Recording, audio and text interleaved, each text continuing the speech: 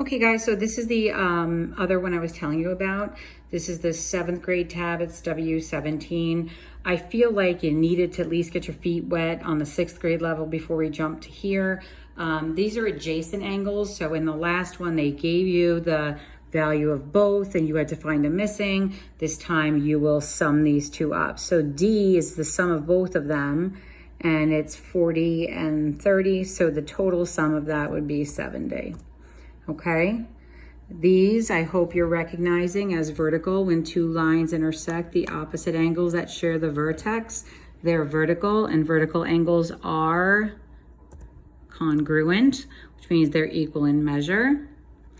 Again, you have adjacent angles, so when you add the two together, you're going to get to 80. And these pictures will kind of keep building up a little bit. These two angles are complements. I know because of the right angle. If 30 of it is there, then its complement is going to be 60. And, you know, some of you will do fine with this. And then when you get to the challenge zone, you might get frustrated. So if you get 3 wrong in a row, and you're up there like in above mastery and you're frustrated, you can stop. If you are a student who thinks that you might want to take advanced classes, I would ask you to you know, stay the course and push yourself to the absolute best you can do. Remember that 40 minutes of practice is the most I can ask you to do.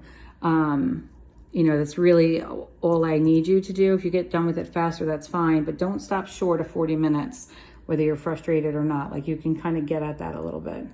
So this is 70 because you're adding the two together. So I really do think you guys are going to be okay with this.